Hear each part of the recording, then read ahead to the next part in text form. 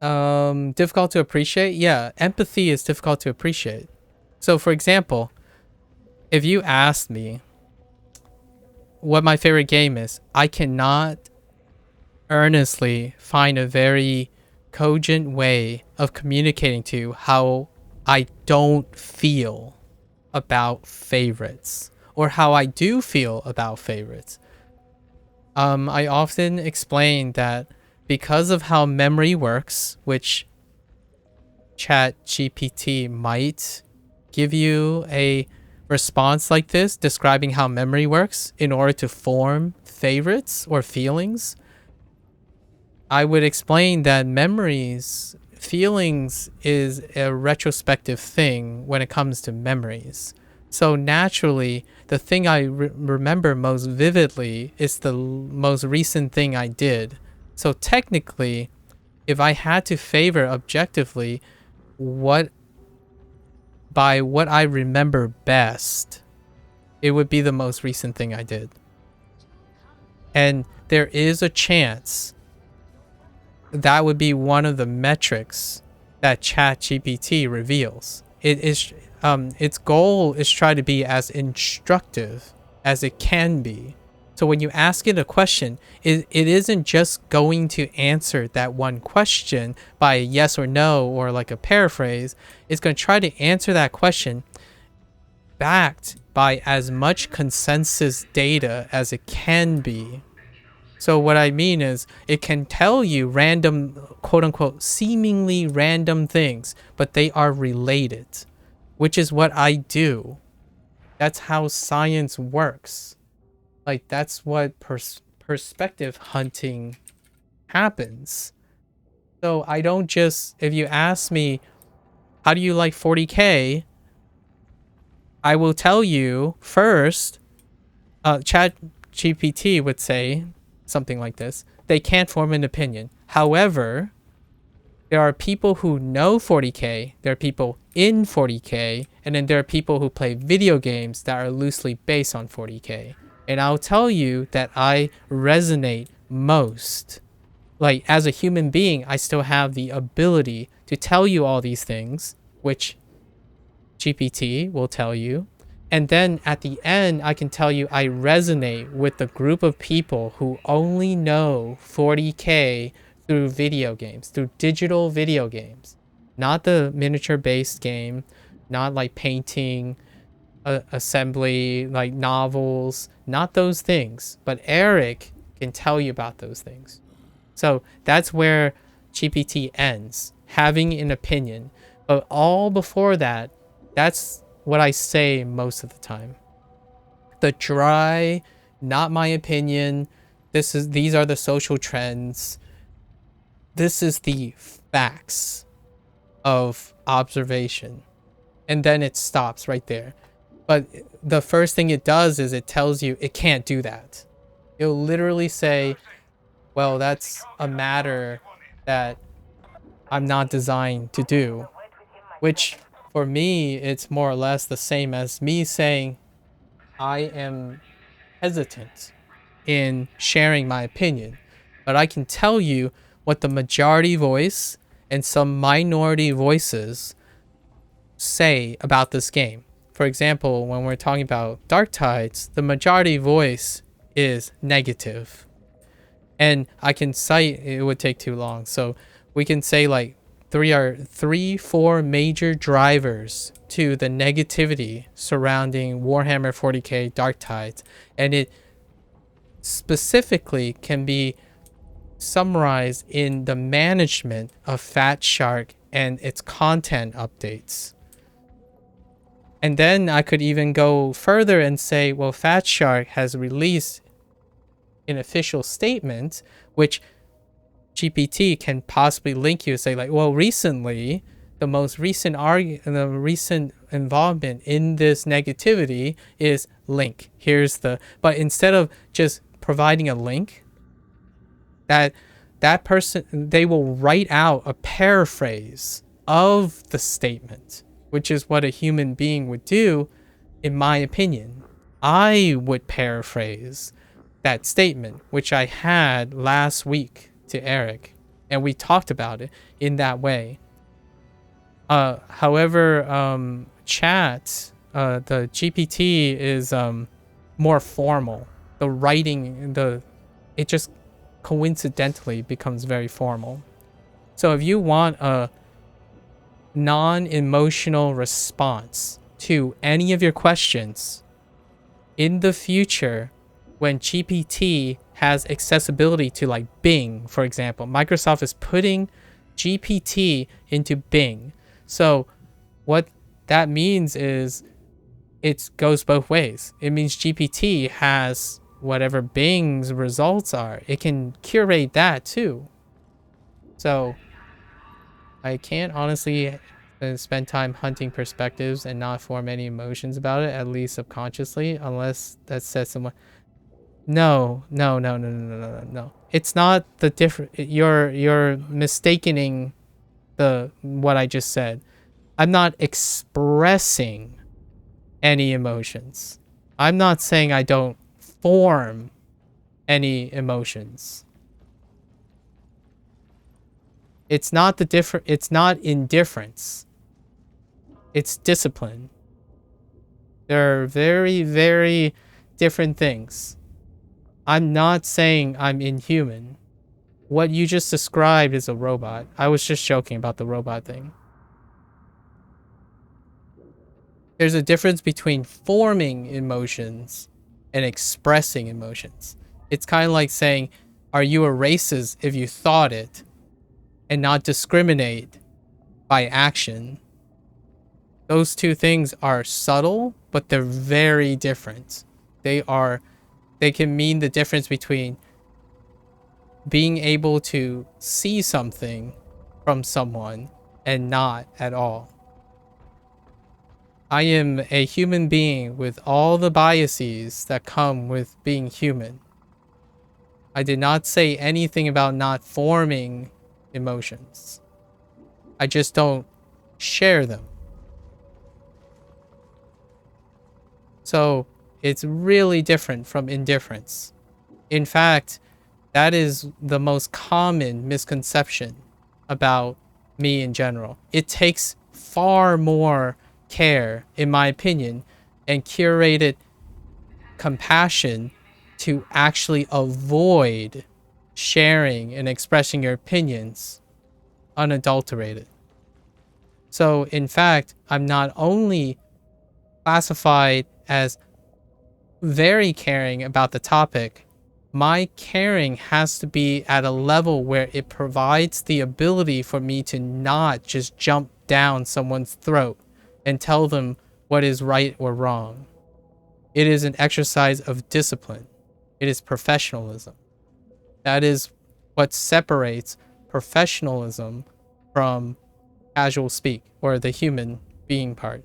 So legitimately, if you ask me for my opinion, I will give you my opinion. But if no one asked, I'm not sharing. It's not that I don't want to share.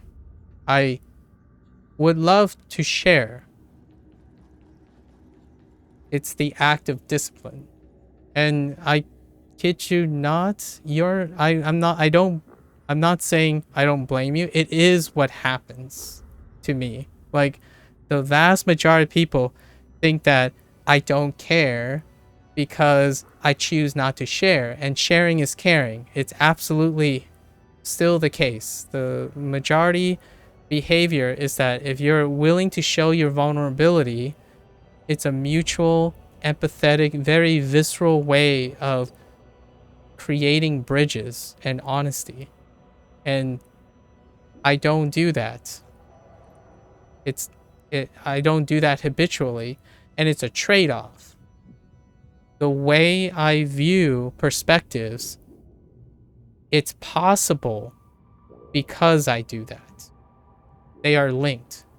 If you do not exercise discipline and you embrace your own emotions and share vulnerability and stuff, you tend to focus on that. You are living within your perspective.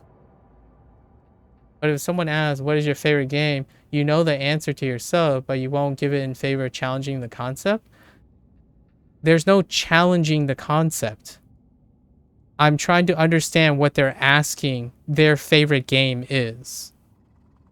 It's not challenging them. You are taking it personally. You think that I know what they want me to ask, but what me to answer. I'm asking them what they feel is considered a favorite game. It's not a challenge. It's a question of ambiguity. I am concerned with what they are thinking. You, by your response, are thinking only about what you're thinking. It's not because I want to challenge their concept. It's because I want to know what they're asking me. Because my answer for favorite game doesn't really matter to me. It matters what they're asking what my favorite game is. Like how? What do they mean by favorite game? Because I have a poor, untrained way of thinking what they mean. I'm not assuming that I know what they're saying. I suggest a few things that may be true. So I suggest maybe it's the most frequent game. Are you talking about the most frequent game? Because if it is, I can tell you.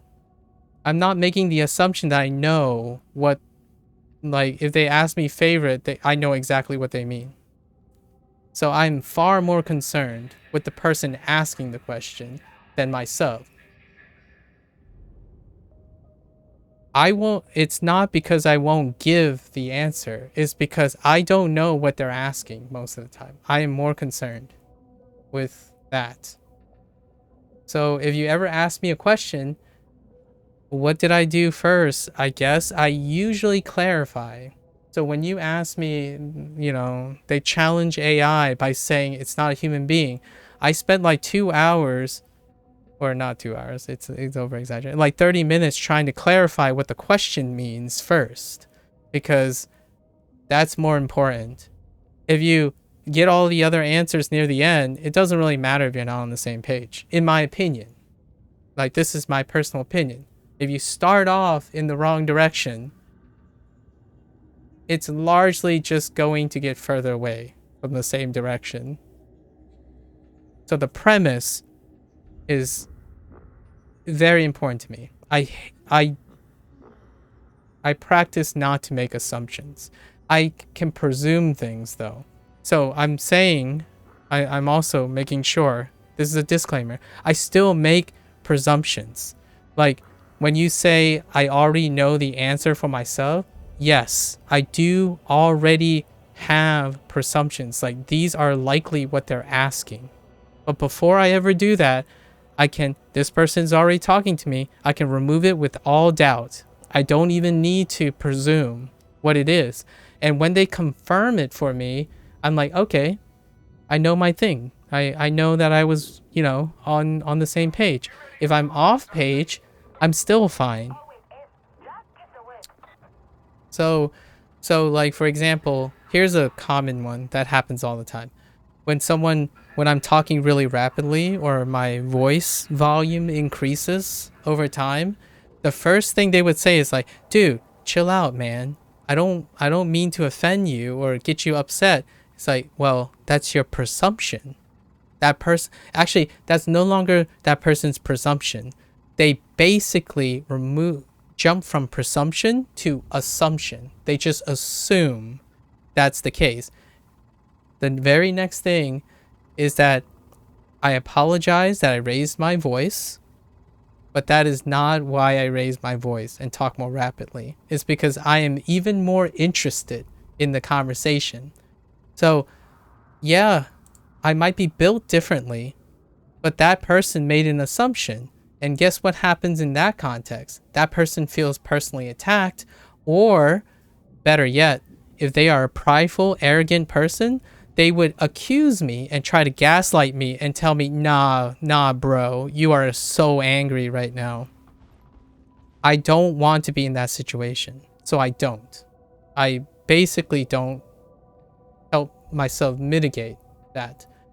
I have presumptions, and people ask me that too. You can literally ask me, hey, if you needed to take a guess, how would you go about guessing about this? I'll pull up a piece of paper and I'll tell you, okay, first things that come to mind. Here are like 7, 8 different factors that I can think of.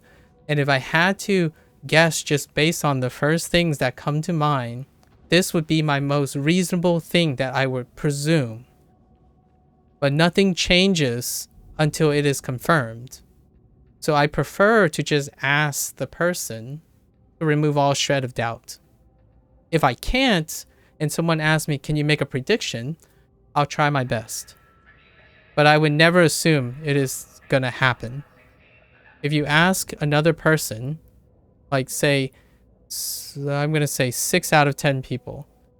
I guess that's the same as 3 out of 5. But 3 out of 5 individuals will say, this will happen. Hot take, this will happen. That's not me. That's definitely not me. It will not happen.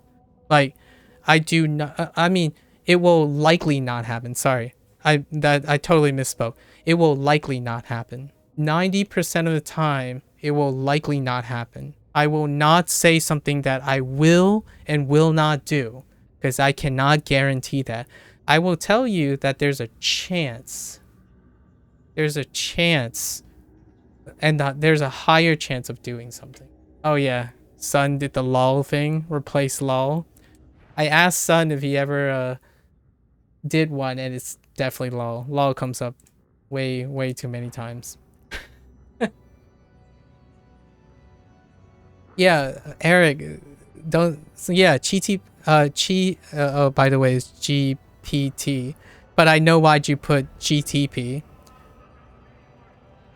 I totally know why you just typed GTP, because guanosine triphosphate. But yeah, what'd you call it? You're the 1 out of 10 dentists who don't recommend stuff. Yes, I am the 1 out of 10. Or, okay.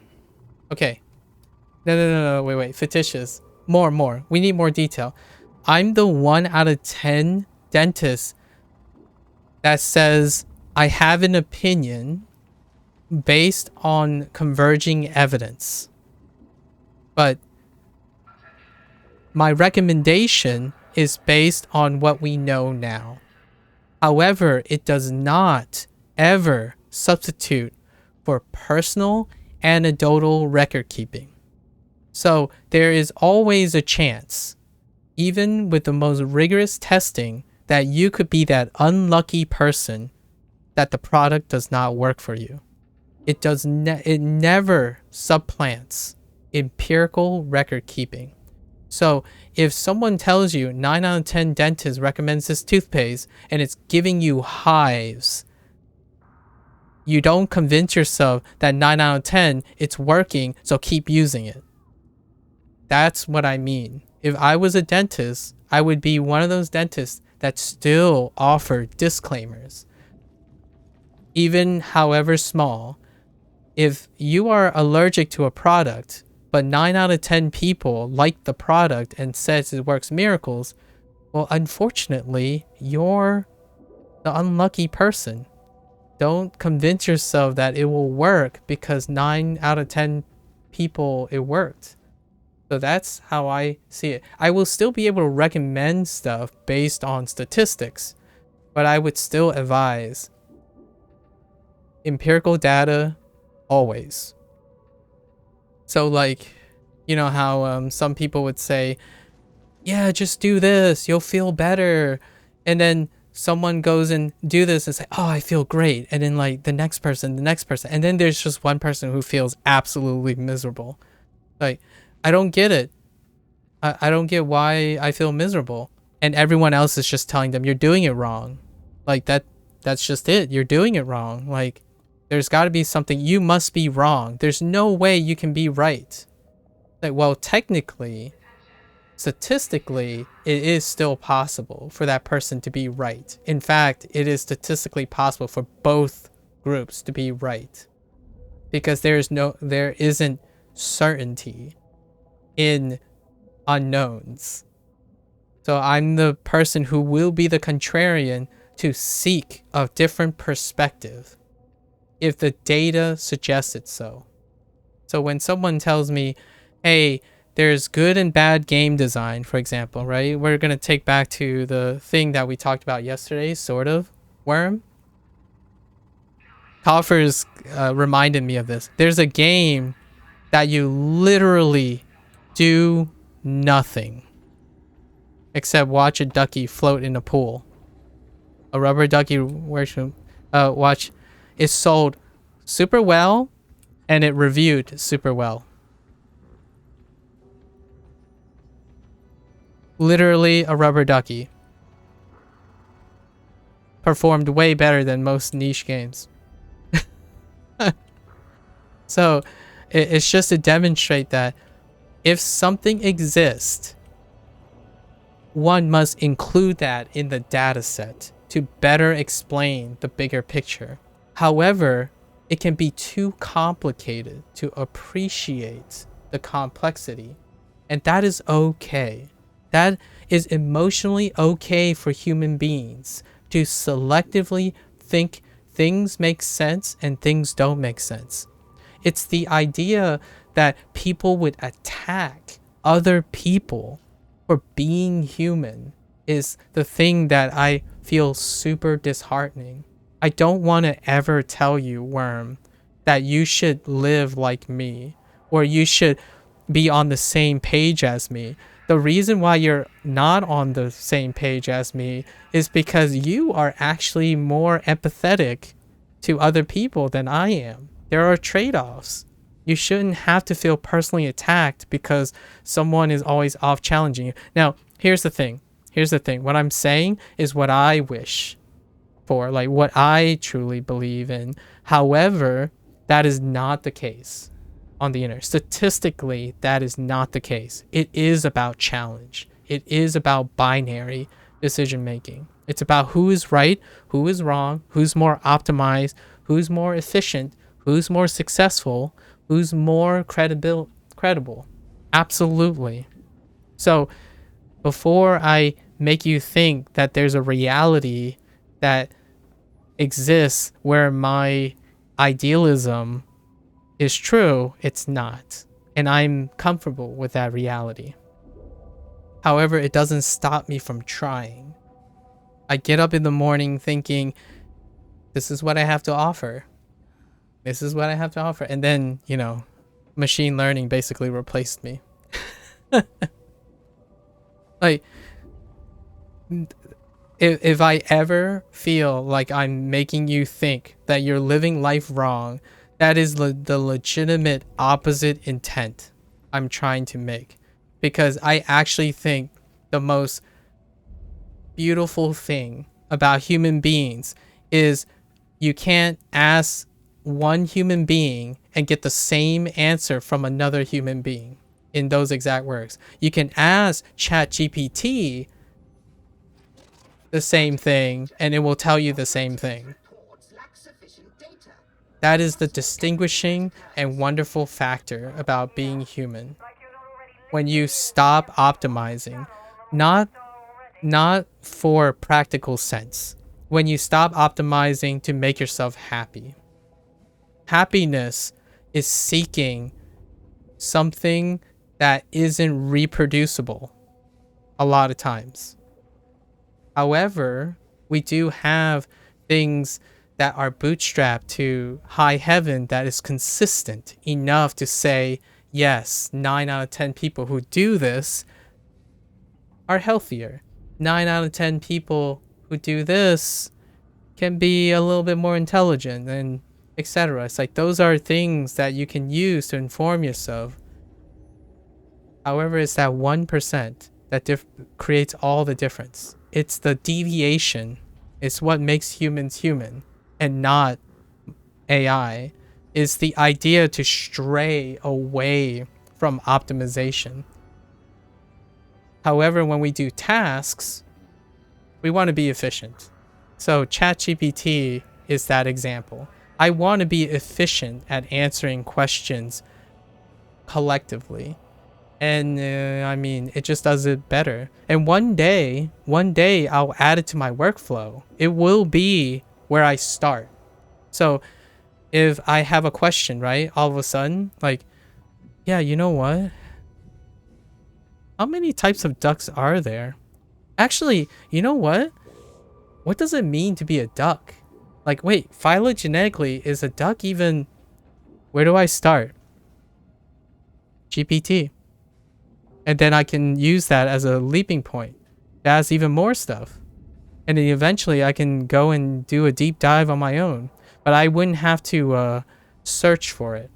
Like when the perspective hunting is what I call it, perspective hunting, I don't have to hunt for perspective hunting to find a starting place. I have a rigorous, bootstrapping, efficient piece of workflow that gives me a starting position. And that's fantastic. That's what YouTube's been doing for me my entire life since I known YouTube. That's what YouTube Shorts are doing for me. I'm not on TikTok, so I can't really express that, but I'm sure it's something similar to YouTube Shorts. That's what Google algorithm did for me. And this is the next evolution. Now I even have cogent, seemingly unrelated topics, but they are able to logically connect all the things. Now I don't even have to ask myself, what is important? Like I could ask GPT, what are the important features that define a duck? Instead of saying, hey, Google, what's... Oh no, I just activated all my phones. Oh boy. Hold up. Sorry. Okay. What, like typing in Google, right? And asking Google, what is a duck? Instead, now when you ask GPT what a duck is, it won't just give you, here's your Wikipedia link, go read it yourself. It will literally synthesize all that information and speak to you, like write it back out, like how I would sound, like someone who you hired to do a meta-analysis on duck. So you always have that seriousness. You have a tool at your disposal that will give you 200% effort in connecting all the stuff and making it into a cogent topic instead of you having to construct the quote-unquote professional way of communicating. This is a great training tool, but the idea is it has to be implemented in a way that it encourages students, professionals, to use it as such, a tool to grow from. And right now it's a shortcut, but it's not a shortcut as a tool to help learn. And I see it as a tool to learn. In fact, now what is the challenge that I have? I said GPT sounds like me, right? Well, I can learn from GPT and sound beyond GPT. So now every time GPT provides me with something, I'm going beyond what it provides. So now I'm even higher than I have to do. I canceled out all the time I need to take. Like I could ask them, hey, GPT, what are the 10 trending topics on TikTok right now without even having to touch TikTok? Like there are things that require so much time, so much personal data mining. I can have a starting platform. It increases my efficiency substantially. And the more you read, and obviously without touching upon this again for another 2 hours, the mere exposure effect. Professional writing, you might be thinking, why would I ever read professional writing? Why would I ever read like politically neutral comments or the diction and dictation of a person like myself, for example? What is that important? If you become an active participant or even a passive participant by mere exposure, you assimilate and you start taking in the mannerisms, the writing things. So it's making it interactive. GPT is an interactive way to get people to inherently find it normal to talk to people like me, I guess. And I think that's fantastic. Like, I'm not joking when I say, hey, if you want a response that I would respond to, you could ask GPT and see how close it is. Because sooner than later, my personality will be normal. It would be normalized because you would expect, oh, yeah, you would give a politically neutral statement because that's just how you synthesize information. So it's actually a weird appropriation in a way. It gets people to get used to what it sounds like when you're talking to someone who more or less is an intellectual. Like, not a conversationalist. That's not the point, because the GPT is not reading you. They're not doing a profile of you. So it's not going to say, like, if someone asks me, yo, hey, bruh, how do you like Darktides? I heard it's a pile of heaping, you know, a heap of garbage. And then, my response would be like, nah, bro. There's growing pains, but these things take time, bro. Like, GPT is not going to learn your personality. It's not going to converse with you emotionally and empathetically on the same page. So that's where the human comes in, right? But in my opinion, most content creators, what they do is they project their personality so that their audience will be a projection of themselves. So then when you go into a chat, right, you know exactly everyone's on the same page.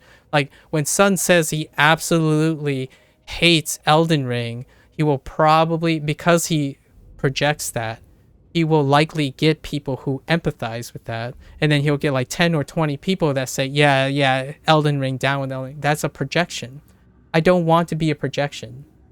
And yes, I still have personal feelings. I form these emotions, but I don't want to attract just those people. I want people to disagree with me. I love that my opinion is probably not the same as yours, because it keeps me intelligent.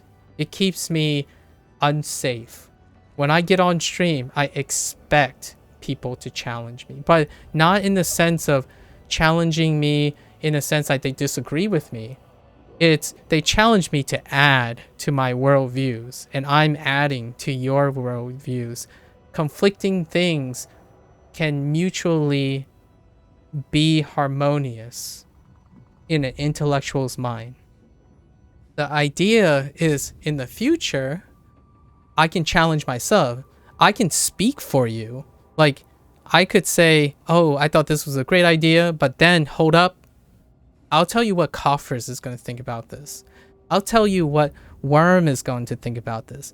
And then you're up to say, oh no, but that's not the case. I was like, great, I'll take a note of that. So I was off the mark and I got more information from you. So the idea is that I can get other people's perspective.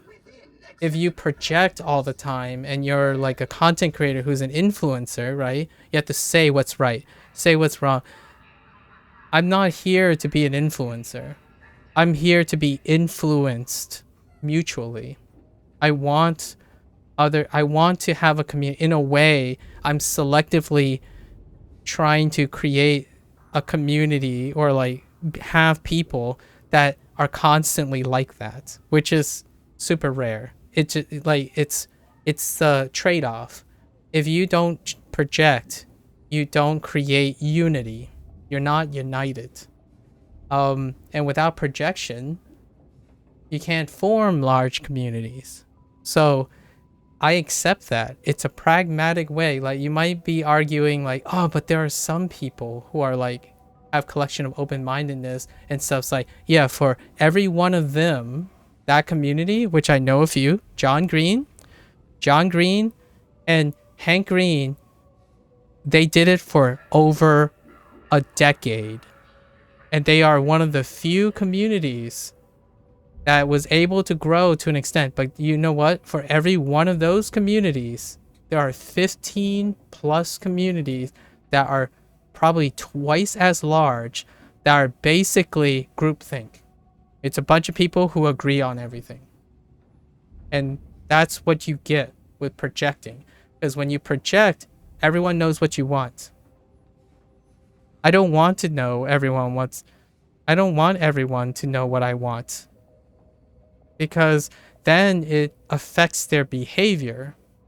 Like, I want people to not be afraid of not knowing what I want. Like, I want people to discover that I disagree with them. Like, that's the idea. Like, you shouldn't be worried or concerned that you can offend me. You only add to my worldview. Like, if you attacked me, it's still okay if it's a form of adding. But people use ad hominem arguments because they're projecting. When I see a projector, like a literal projector who's like spilling out their principles and stuff, I see a person I can't associate with. Like, I would tell them what they want to hear. And that's it. So if you force a I treat, in this way, I do treat other people about the same. I do not want them to be obligated to tell me what I want to hear. That defeats the purpose of being intellectual, in my opinion. You should share things otherwise, but it's ironic because I do the same thing for people who project. And that's most people. So, yes, it's a very situational, contextual problem. But when I see individuals who are manically projecting their values onto me or gaslighting me, I will just acknowledge it and I will enable them. There will be very few moments in those exchanges that they will actually understand that I personally disagree with them. Because it's not about me. It's about technically it's about me. I don't want to be confrontational. But the whole goal, my top priority is that they're happy. I'm usually content. Like, it doesn't hurt my feelings that they don't know my opinion. I'm not someone who needs to project to get affirmation, but I can understand and appreciate that this person requires affirmation. The happiness of this person is dependent on the resolve and the affirmation of others. So I feel that in the end, how I'm behaving is the most appropriate, that both of us can be satisfied. I have a mutual goal of being cognizant of someone who needs affirmation, and that person doesn't even really, if someone that's projecting doesn't necessarily weigh the opinion of others anyways. You might be saying, that sounds like a moral high grandstanding. It's like, it is if I projected that. If I told them I was giving them the benefit of doubt, that would be moral grandstanding. But I do not express that. I can think that, which I can already tell you I don't, but I could, and you wouldn't know, and I wouldn't be able to express it to you. But I'm not doing people a favor. Technically, I'm also doing myself a favor. When someone really arrogantly tell me I'm doing something wrong, I'm not going to disagree with them. If they told me I might be doing something wrong and that they have an idea that may improve my situation, then we're going to have a discussion about it. Because they have left the window open to the idea that we can come up with a compromise of an alternative solution together. So the moment you tell someone, hey, yeah, that's just not right. To me, I'm going to say you're right. Sorry, my bad. I made a mistake. You're right. There's something wrong going on here. Can you explain to me what's wrong here to me? And it's a one-sided exchange. I'm gathering data about you. You're learning nothing about me.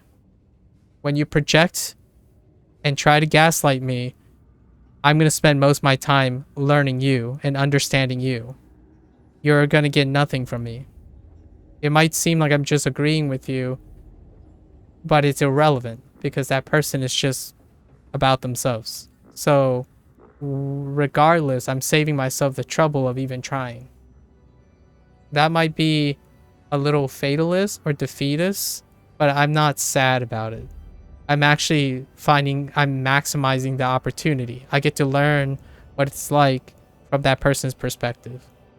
And that person mutually doesn't care about mine. So I'm happy with that. Like I'm okay with that. I don't feel remorse or angry that someone's ignoring me, because all I'm benefiting from is information that they're sharing with me, and I don't have to pay for it. That's how I feel about it. There's no equivalent exchange. I'm just taking and profiling you with all your information, and you just don't care enough to try to take information from me. So you don't learn anything about me, but I can use whatever information you gave me for any purpose I want. And here's the downside of that. I am not a scammer, but that's how con men work. That's how confidence people work. They observe the people who are voluntarily providing this information. The commonly, statistically, the most common type of target, a person who wants to be who's manipulating other people, are individuals they can gather the most information from. So anyone who's in the spotlight, reveal a lot of information, project, those are the targets. Influencers, for example, is great. You have to be aware that the more prominent you become, the bigger target you are. So, and it works the other way. Manipulators target the people they can gather the most information from. So that might sound like I'm being secretive. You can interpret that. So a rebuttal is like, oh, but now you're being like, it just shows you're unwilling to show vulnerability. You're unwilling to empathize. Yes, that's the trade-off.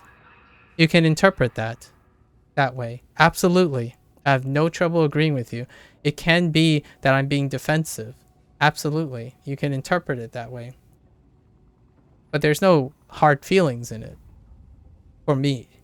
There is hard feelings for other people. Like, there are plenty of people who have hard feelings about that. In fact, you can't form a relationship without mutually being vulnerable with another person. Like, statistically, the likelihood is you will engage in a conversation, in a relationship with someone who requires mutual vulnerability and trust.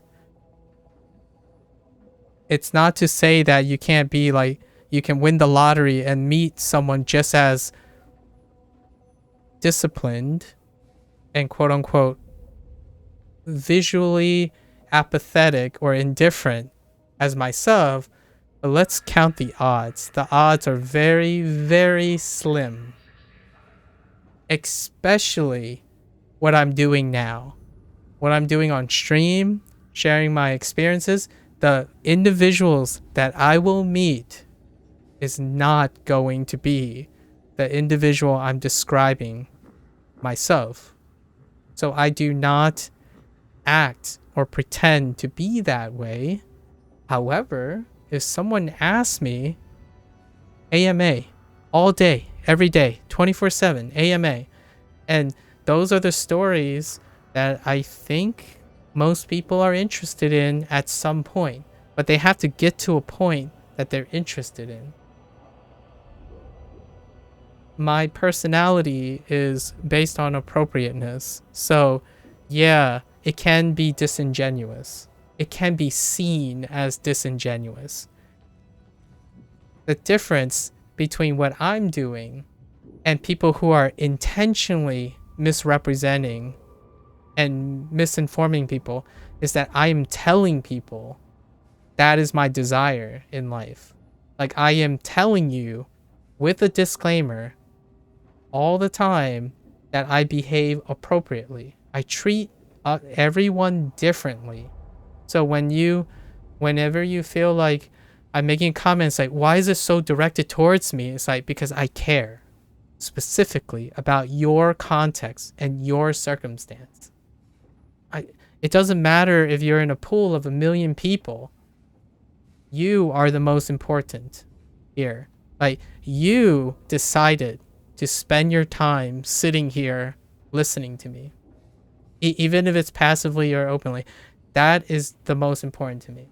If I did not value this, I can easily cater to 1 million people who are just a number. I don't feel that way. That's what a therapist does not feel as well. Like, what is the difference between a psychologist? What's the difference between a psychologist and a teaching a college class and a psychologist treating a patient? It's the numbers. And I can't bridge that. I'm just terrible with crowds. Like, I just don't feel I do justice. So how do I reconcile this? Here's the compromise. I am living by example. That is my compromise. So for example, if one day what we do here in these conversations one-on-one become a living example and inspiration to reach tens of thousands of people, then that is the compromise. But I won't ever place myself in a situation in which I directly, as a representative, speak to hundreds and thousands of people. I am not a political leader. I am not an influencer. I don't want to direct people on how they feel. I want to do something and let people decide what that means to them. I want to create things and let them decide what. So these games, that's where my perspective is, and that's where I don't resonate with most of the gaming community. It's not about what I think about this game. It's what about the creators want me to think about this game. So some people can argue, oh, Fat Shark just wants to tell me that they're greedy. It's like, no, you are projecting your cynicism onto Fat Shark. Because the likelihood of someone dedicating years of their lives to making this in a forced relationship, professional relationship, that is a great undertaking, and say that it's just because they're greedy, it's a projection of your own cynicism. You compartmentalize your hate into one driver, and you simplified a whole group of people making a game. I don't resonate with that. I rarely ever resonate with gamer reviews, except for a few, and there are a few out there. Eric and I had talked about this guy named Tim Rogers. If you ever go to Action Button and watch his 6.5-hour review about Boku Natsu Yatsumi and how it made him feel about his memory, his life, his retrospection about his emotional relationship in Japan, you will know that he isn't projecting like onto the developers. He is telling you what the developers made him feel. Not the other way around, where how he feels about what the developer did. It's about what their game made him feel. And that used to be the thing. That's what I want. I want a game to make me feel things. And you might be thinking like Sun usually gives a disclaimer about, yeah, he does. And it's coming, and just so you know, it's coming from chats with me. Like, I'm not saying I'm taking ownership of it, but he is around me a lot. So we have talked a lot about strategies of conversationalism so that we can be more relatable to other people. And if they don't relate, still acceptable. So Sun and I talk a lot about this stuff. And it's a skill that I do feel can greatly enhance the success of a person. And then what I mean by the success of a person is just to be wanted. In this case, in this context, what I mean by successful is the feeling of being wanted. So wanting to have company. Listen, coffers. Don't cap at me like that, okay? You'll get your hamsters when you get your hamsters, okay? Actually, do you know how hamsters behave? I think you should ask, this might sound like a jab, but you should ask GPT how hamsters socialize. It's actually really interesting. And I only loosely know some of the hallmarks, but hamsters have a socializing like hierarchy that's somewhat different from human hierarchy. So that's definitely a deep cut right there. But yes. Listen, Fetishes, time doesn't wait for anything. You don't get time back, okay? You know what's the last non-refundable thing?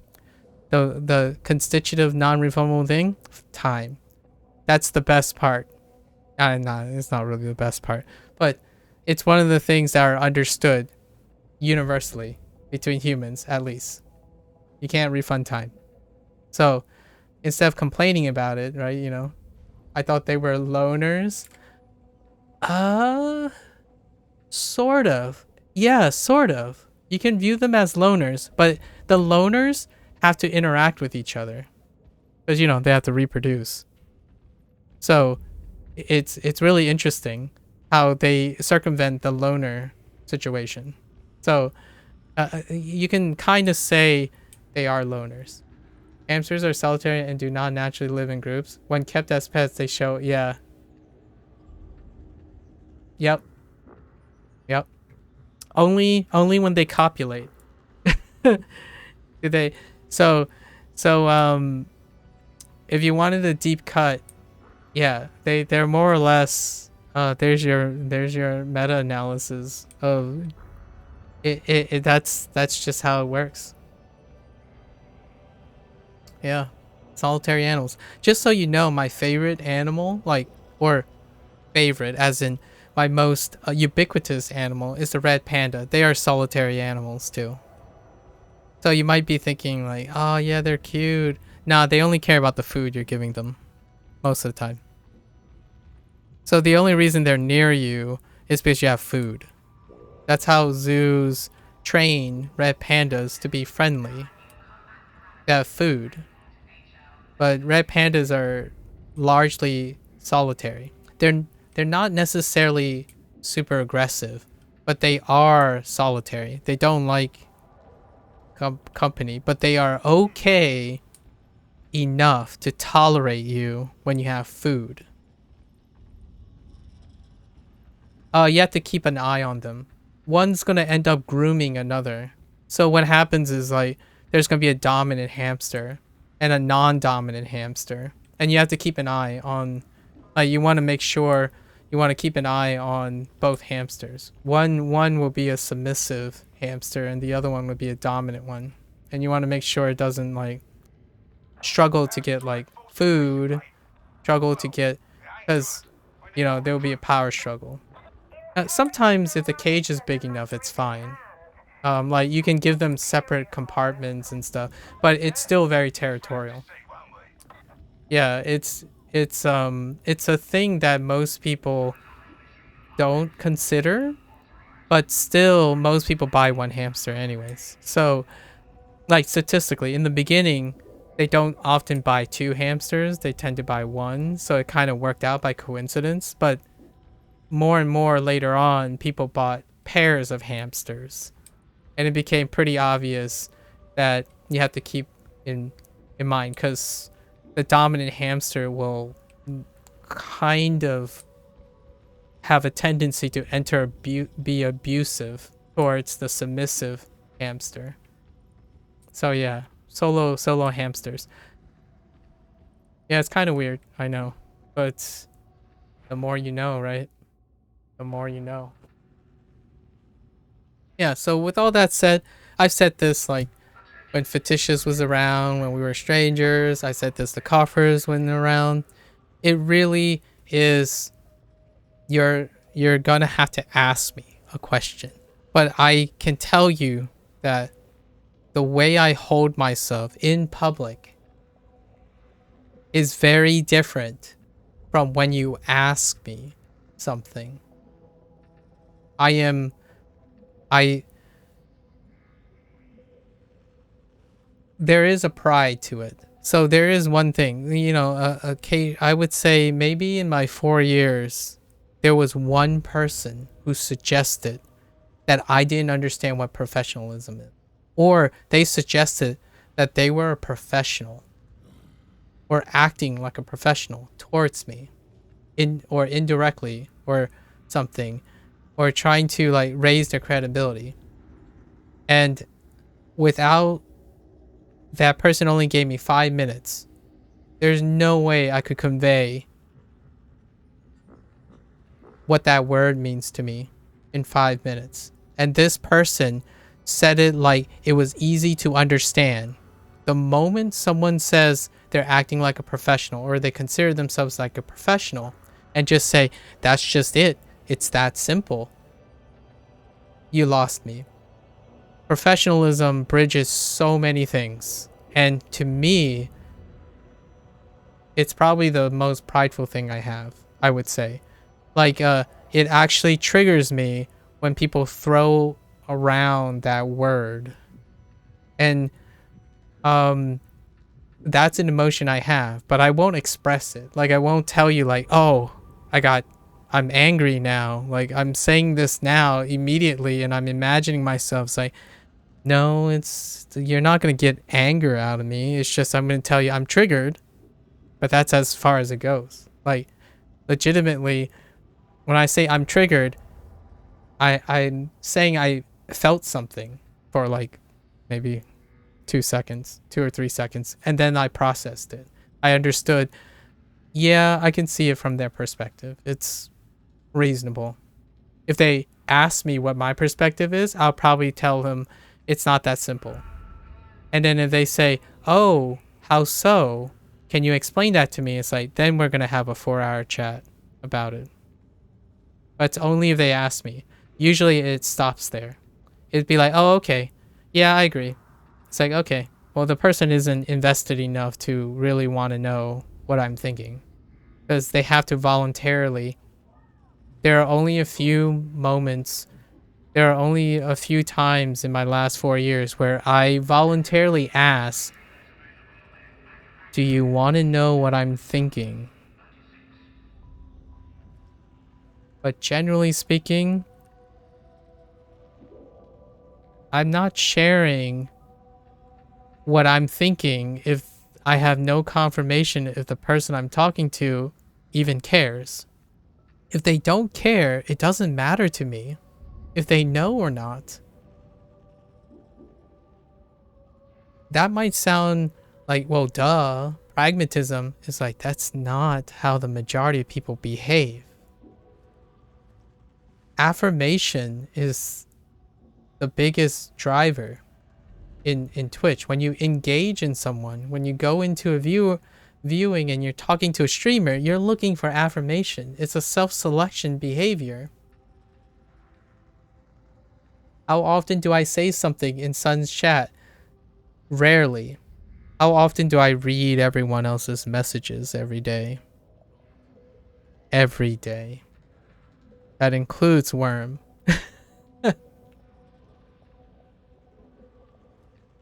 I don't know if you know, but it's a big disclaimer. It's a big disclaimer that I have to tell you.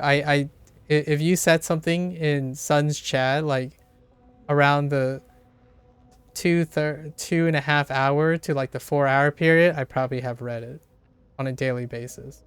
But I would never share anything like that. It would come up maybe if it inspires something that's relevant, but I take it in. And then in a 2 or 3 months, I forget the exact words. Why are you saying go birds?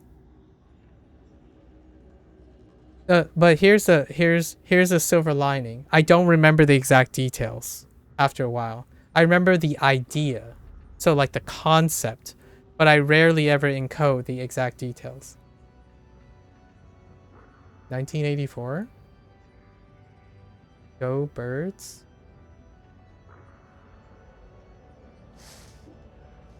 $1984.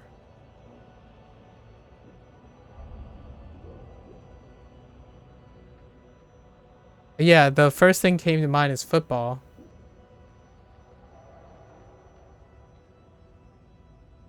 Yeah. Philadelphia Eagles? Yeah, but what happened? Did they win?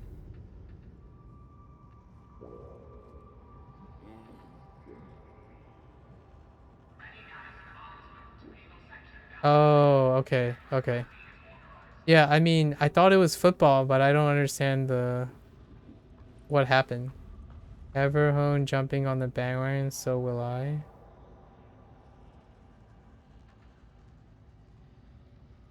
Okay.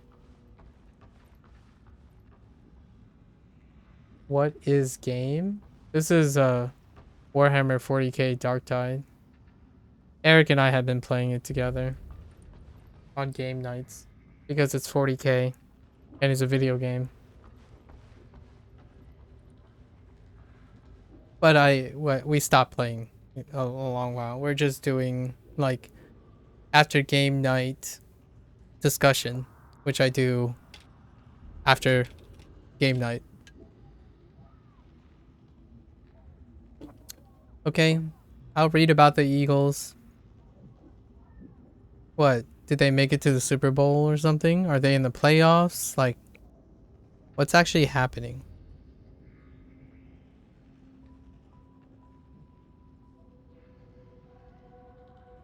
Super Bowl. Okay. The sports ball thing. Wait, are you telling me I missed the... Wait, was I really under that? Or... Wait. No, it's not till February 12th. Oh, I had a weird... I thought I missed the Super Bowl. I'm like, wait a minute. Did the Super Bowl happen already? I I was gonna... I was a little concerned that I lived... Yeah, they made it to the Super Bowl, yeah. Yeah, I heard something about the Philadelphia Eagles, yeah. It's their second one, isn't it? In like the last decade, like 2 decades or something. Oh wait, didn't the Eagles make it to the Super Bowl once? Like relatively recently before? It's a big deal, by the way. Philadelphia Eagles don't really make it to the Super Bowl. But anyways, like big deal for Americans. But I mean I don't follow football. I just watched the Super Bowl though. Or like I watched the 5 years ago. That's right. It wasn't a great game either, as far as I remember. I actually remember seeing it on the projection. Uh oh man, it might have actually been. We were in a sports bar. It was still in Maryland. But anyways. Yeah. Philadelphia Eagles. Okay. Good luck to them. Franchise sports. Yep. Yeah, where were we? So here's the deal, right?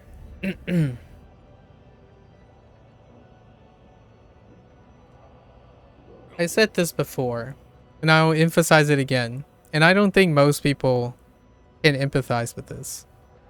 It's really not that interesting to remind myself of what I'm thinking. I do it every day verbally because of that. So,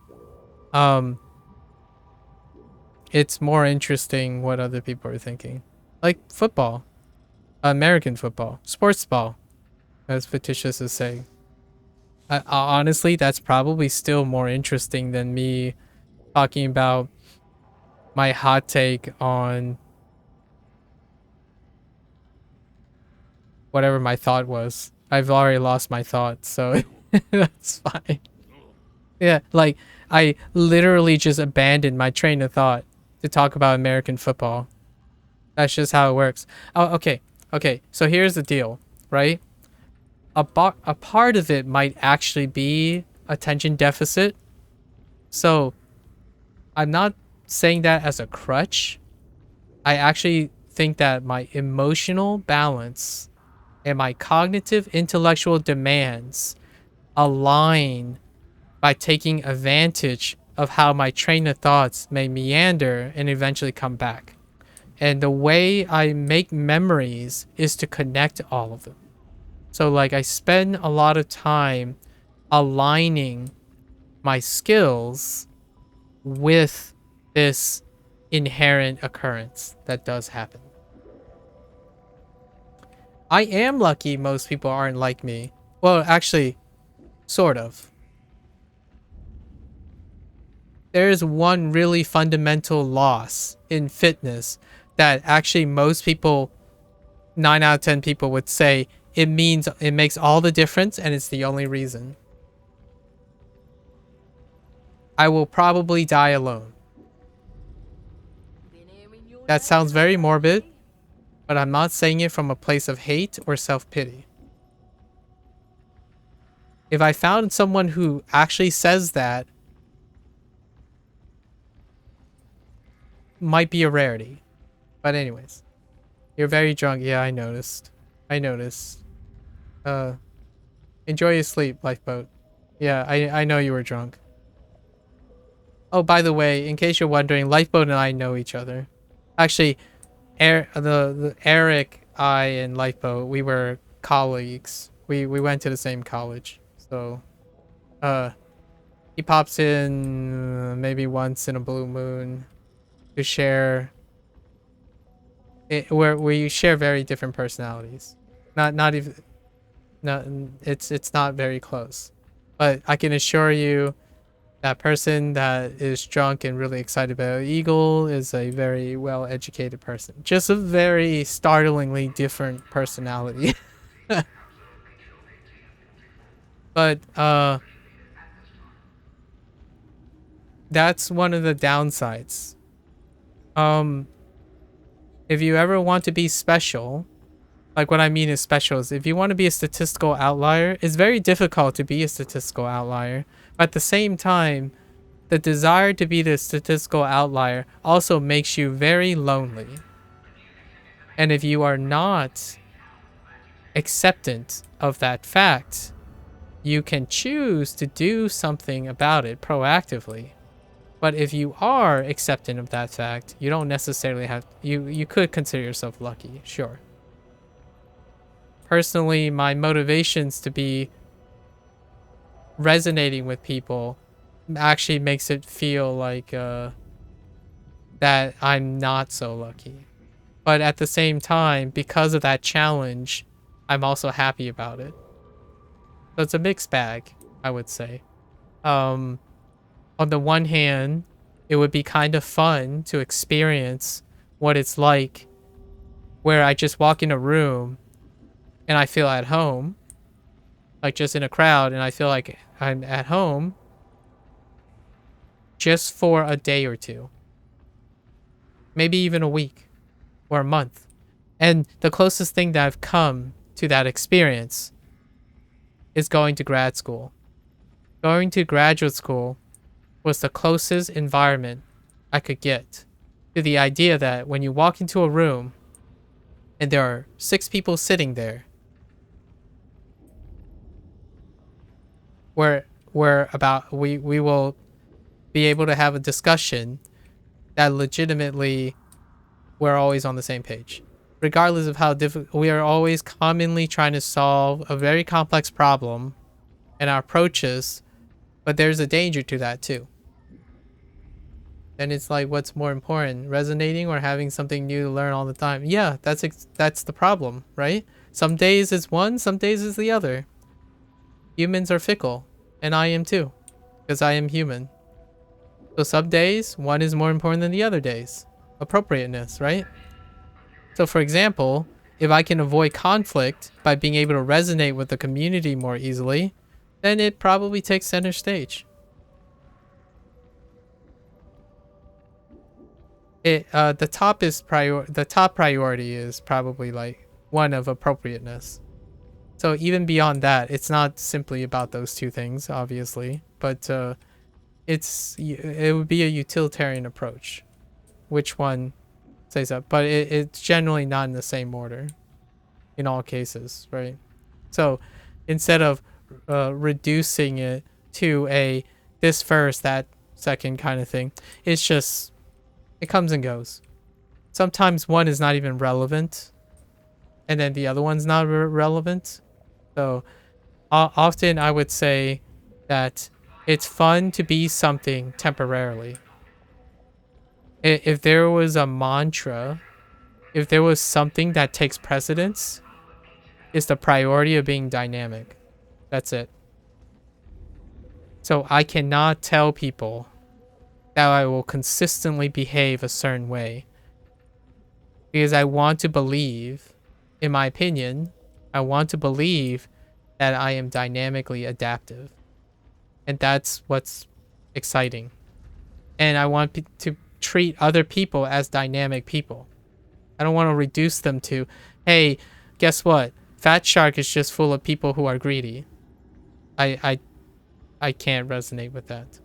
If you reduce people to that, you are going to be surrounded with people that treat you like that too.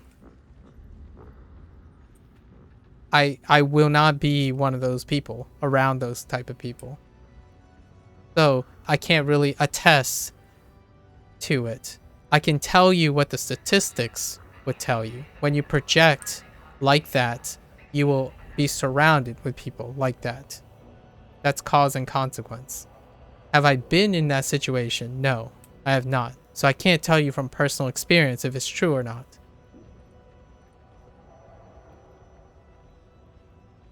Yeah. I will not reduce someone to something that simple. I will not reduce thousands of people to that. Or an organization. I understand that people can be frustrated, and it simplifies things. Like, oh my gosh, it's Amazon. Somehow we reduced 100,000, like 50,000 people to just the name Jeff Bezos, for example, and stuff. It's like, I get it. It keeps things simple. It prioritizes things. It provides clarity. Elegance and simplicity creates clarity. Absolutely. And I'll roll with it. Until you care about what I have to say, I'll roll with what you have to say.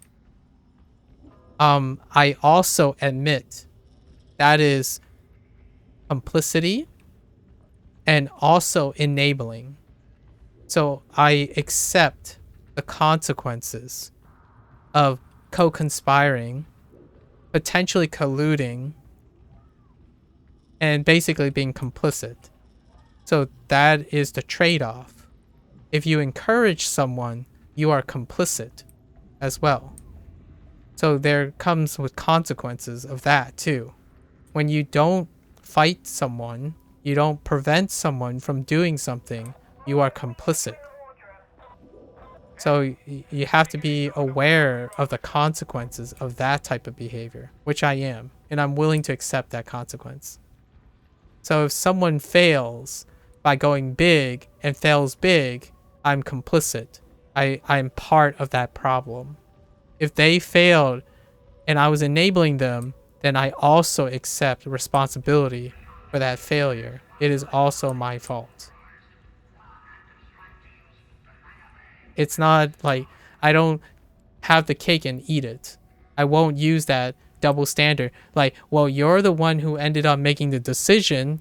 It's not my fault. You are the one that ultimately makes the decision. I refuse, like, I do not prescribe to that. The same way, that's the same perspective that I use to evaluate the negligence of content creators and the negligence of platforms. Like, moderation and responsibility. It's all of the above. Everyone is a participant in it.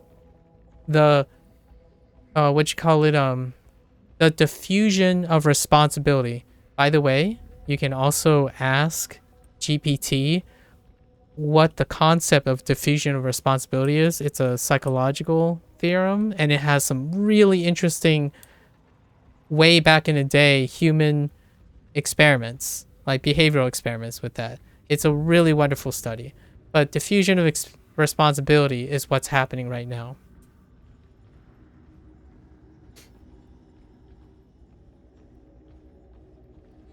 It doesn't have to be those words. In fact, you've done it a couple times already, Worm. It's one of the most common approaches to assigning what is right and what is wrong, because they use the ends justifies the means approach. It's the top-down approach. It doesn't matter what happened that led up to the decision. It's what's at the top. The decision is the most complicated, complex thing to understand, but most people simplify it down to they made the decision.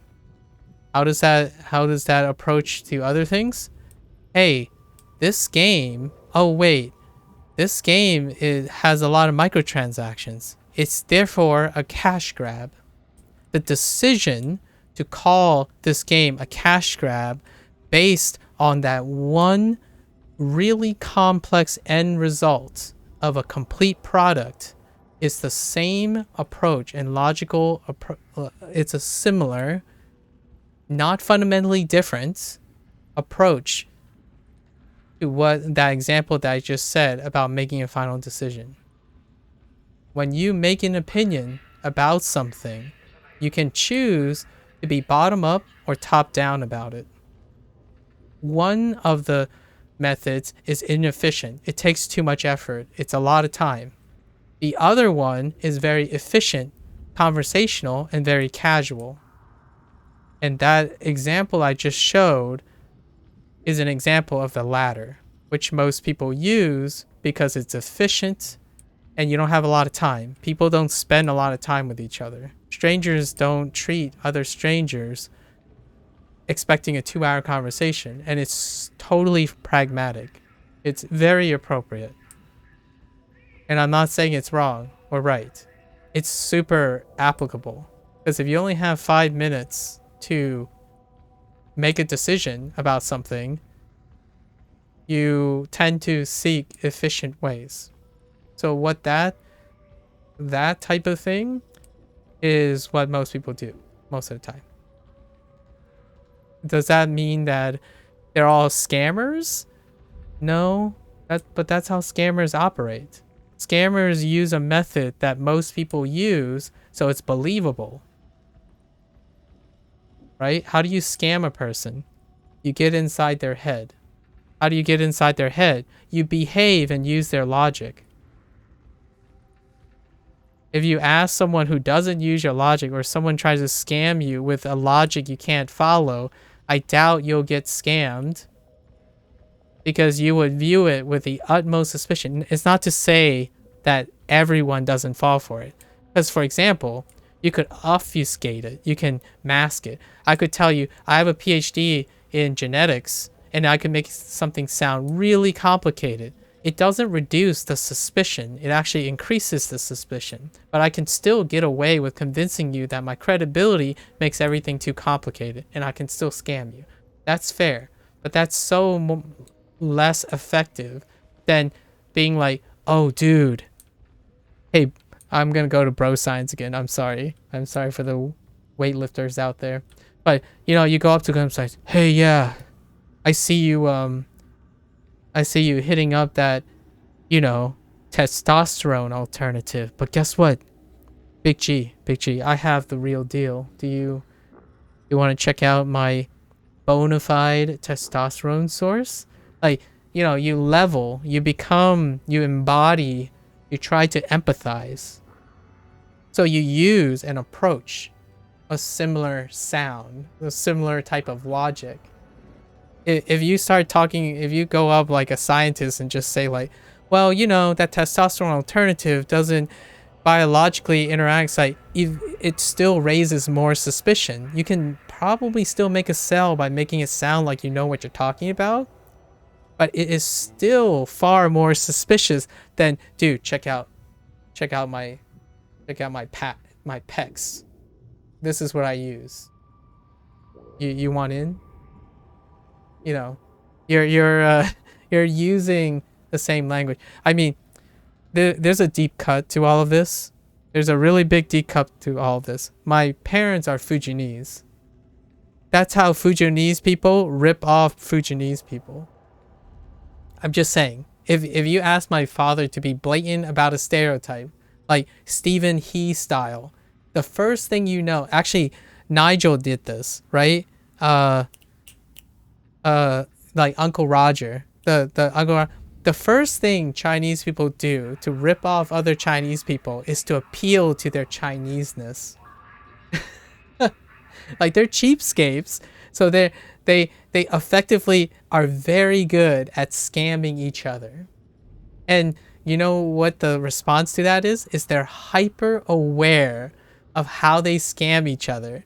So they're always in a competition. Like when my father goes to Chinatown and he's like, okay, we gotta leave right now.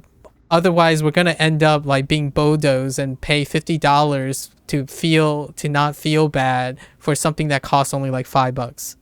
All right, we're just gonna leave right now. That person is trying to get us to buy their $5 product with a 500% markup. Actually, that's a 10 times markup, but you get the point. So being aware is great, and I'm just telling you these things because it's by example. The more you become aware, you get to choose. In fact, I bought something because I knew it was a scam. Yeah, I kid you not. You do it all the time. It fundamentally, if you have no emotional empathy, sympathy, loyalty, what do you think I'm referring to? What type of product do you think I'm referring to that is pragmatically, logically, and objectively a scam that nearly everyone, I still have yet to meet someone who hasn't purchased before. It's not a singular product, it's a conceptual product, an idea that people buy into. It is fundamentally a scam, but because we're human, we can choose to be scammed. Because we convince ourselves it means more. It has more value. Hey, fictitious Carvers, do you want to buy a paperclip with my name on it for $1,000 each? I mean, you know, because you care about me, right? Do you wanna buy a special edition paperclip for $1,000 each? I mean, it's no different from a standard paperclip, but it's my paperclip. Are you willing to willing to drop some money on that? I'm talking about merchandising, obviously. Merchandising is logistically, logically, pragmatically a scam. But it's not a scam if you choose to do it. You choose to support someone. There's no tangible, logical reason you should. It's emotional, and it makes human beings awesome. I think it's absolutely awesome. I still buy merchandise from people, but I could literally buy the same identical product from the same manufacturer. The product is listed next to the sponsored product at a fraction of the price, and I will still buy the other one because I choose to support it. So what does that mean? I'm complicit. I'm complicit in the scam, if you wanted to be pragmatic about it. Like, to a person who doesn't care about that person, it may seem like a scam. But as long as I'm aware, it makes it feel good. So, scamming, the fine line between being scammed and being loyal is that one side, you know you're intentionally doing it. And on the other side, you got blindsided. And I think the biggest difference between those two situations is just being aware. And I think that's awesome. I think people can choose when they are aware. Ultimately, overall, I'm not saying it's always a good thing. It's definitely not, there isn't anything that is always a good thing, kind of thing, that the paradox, right? However, I think, generally speaking, in considering someone's feelings, when they actively know they're making a decision, it can be wonderful. So like what is it? I bought like a limited edition of something, and the only difference between the extra 15% I spent was that it was in a different color. Actually, I got one better. I bought something that was limited edition, and the only difference was not even visible on the product. It was on the box, and in the box it's not the product. So yeah, that's it. That's pre-ordering is a great example too. I think you have to detach it from its advertised to call it a scam. Like, everyone says, you support me by buying my things. You know you're paying extra so that person will get more. I don't like that being called a scam. It's not a scam. That's the whole point. Like, what I'm saying is, it's not a scam. If you just said if you could detach yourself from how it's advertised, it's literally the same thing. But we use words to classify the same thing. So yeah, no, you don't think it's a scam. That is literally my point. We ascribe scam and emotional value differently.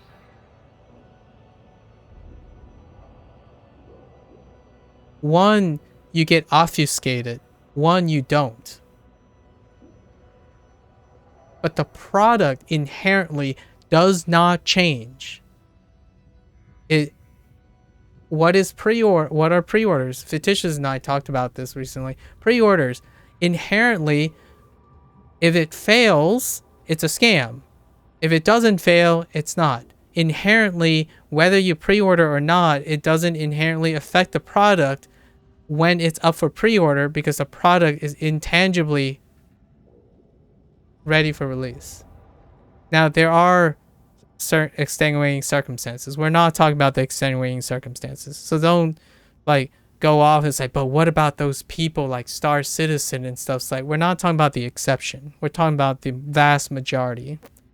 So it's not an all or none. It's a what is the conceptual understanding of it. So yes, what you just said inherently demonstrates to me that you cannot detach at the moment, detach from the idea that the product is identical, whether or not you pay.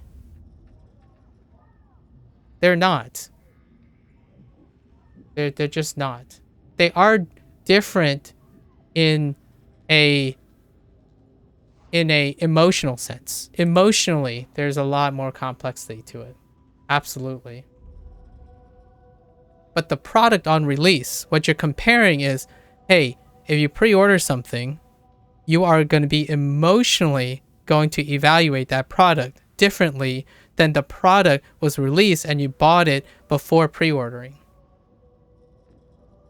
No, I know you said difficult, and I'm telling you that it is not difficult to me. So no, I didn't say different. Like what I mean is, I'm not saying, I said they are similar, not as an opposite of different or difficult to contextualize. The product itself is going to launch. It's going to release. You're comparing yourself to pre-ordering and not pre-ordering the product. You yourself, just one individual, you choose to pre-order or you choose not to. Just two parallel universes. You pre-ordered in one universe, and in another universe you did not. You will emotionally evaluate that product differently when that product itself did not fundamentally change. What is a scam and what is not a scam, and a backing, loyalty, that product itself did not fundamentally change. Your mindset changed.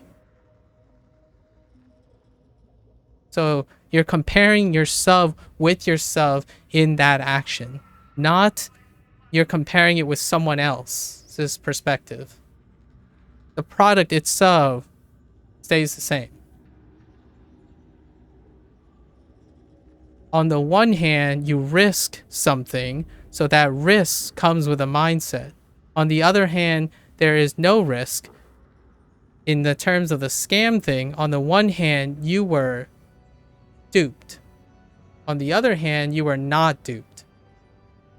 The mindset changed. The product remains identical. It's, to me though, if I had to be super fair, I would say it's not identical anymore. The product itself has changed because emotionally, it has emotional value. So if I had to be super emotionally, like try to be emotionally intelligent to other people, the product did change for them. If you pre-order a game instead of not pre-ordering the same game, it has changed. Not literally, but figuratively, it has changed. Just like when you get scammed by overpaying for a product that supports someone else. I lumped them all together because outside of the emotional change, the product itself did not change. And that's very important to understand because sometimes people hate themselves for doing certain things, or they love themselves for doing certain things, but it enables them to do a behavior that they themselves sets themselves up for disappointment or remorse, or when being aware of that can lead you to empower yourself to be like, nah, I got it. I got the consequences. Like, it's all good. Like, I bought this Shroud Edition mouse instead of the mouse that's right next to it that is identical, but there's a $20 markup. Like, it will help understand that, yeah, the mouse performance could improve if you bought the Shroud Edition. Yeah, I did say that. I just said that. And I'm not saying the mouse itself would literally change. I'm saying your mindset would change the performance of that mouse. And it's nothing to scoff at. I don't think that's something you should scoff at. Placebo is wonderful, but here's another danger. I'm talking about the placebo effect, more or less. But you can also have a nocebo effect. And if you're curious what a nocebo effect is exactly the opposite. And I can tell you now, the general consensus and sentiments about pre-ordering, DLCs, season passes, is a nocebo effect. The idea that if you buy and support this type of behavior, it will lower and change the quality of the game. And not in the sense of the more reasonable thing like future projects, right? I agree. I totally agree. If you support a behavior, future projects, it will enable them to repeat the same behavior. But that's different from the people who pre-order and criticize the product that is set in stone. So what happens? What am I talking about? Well, early access games. Um, early access games are most definitely on the list. And in early access games, it's more of a placebo effect. So, so nocebo is a really strong thing, and I think, to me,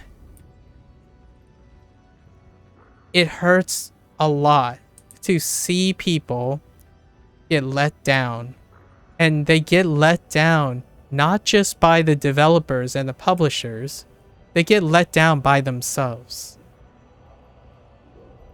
Like when you pre-order something, when you engage in early access, without the awareness, you have changed the product fundamentally, but you have set it up to be a nocebo effect.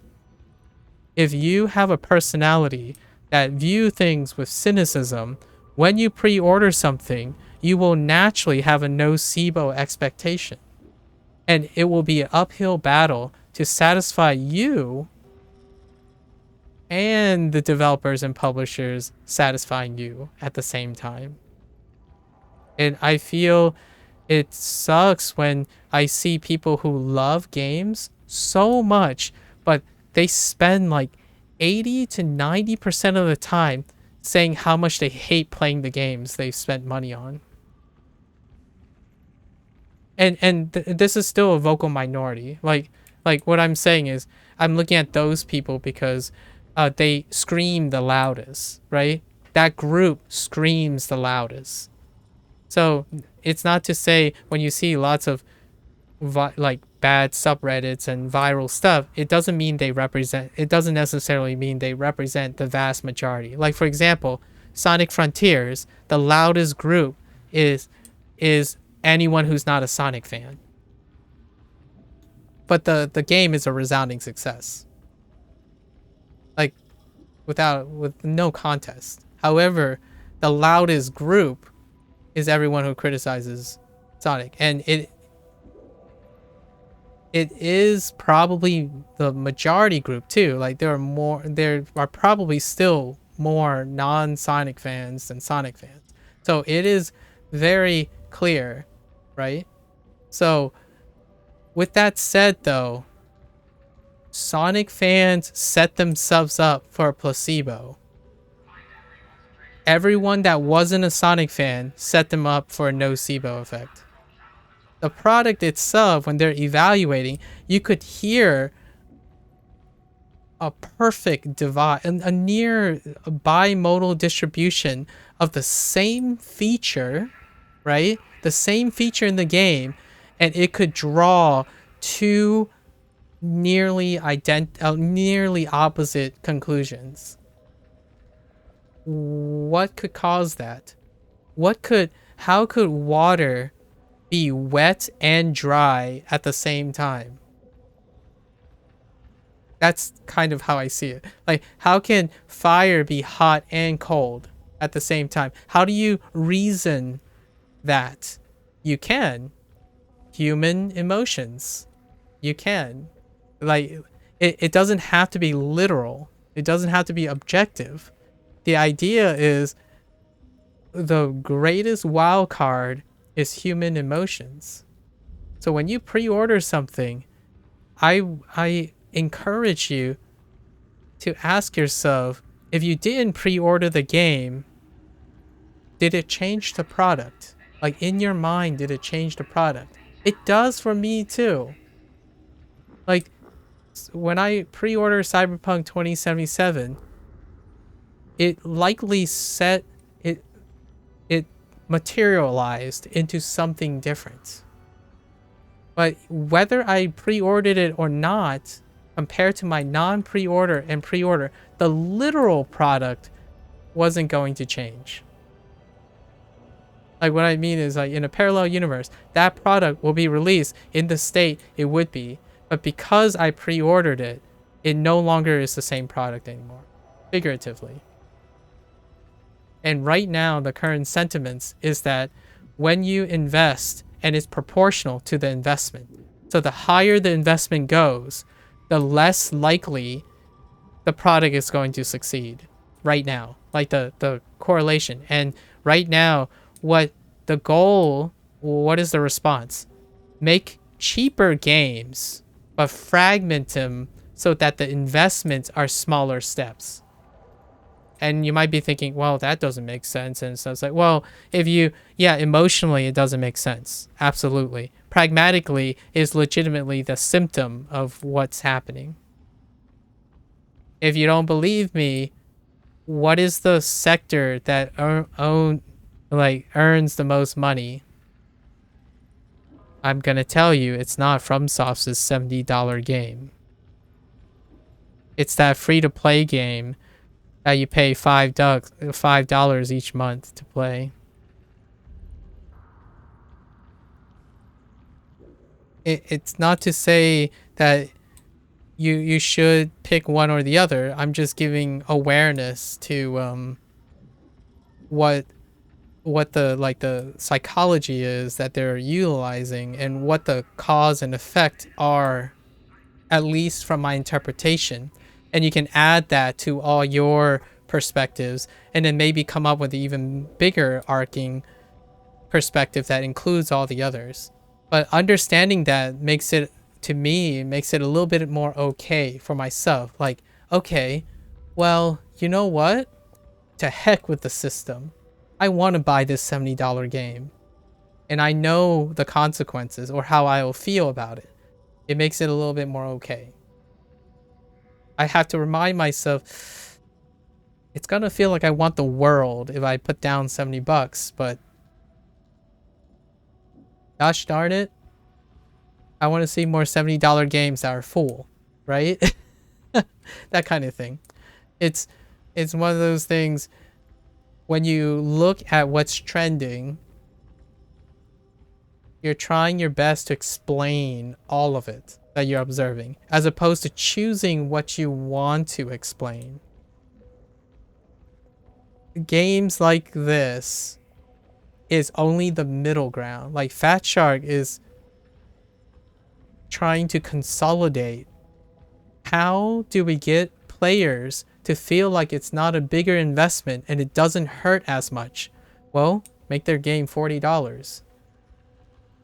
But how do we keep the game from, how do we keep the players in it and investing in it? Release content bit by bit. Because they have more to fail if they put in a, if you don't want to talk about video games, let's just talk about technology. Go to your favorite tech reviewer, and I guarantee you when they review a product, they're going to talk about the bottom line. And the bottom line is the price value compromise.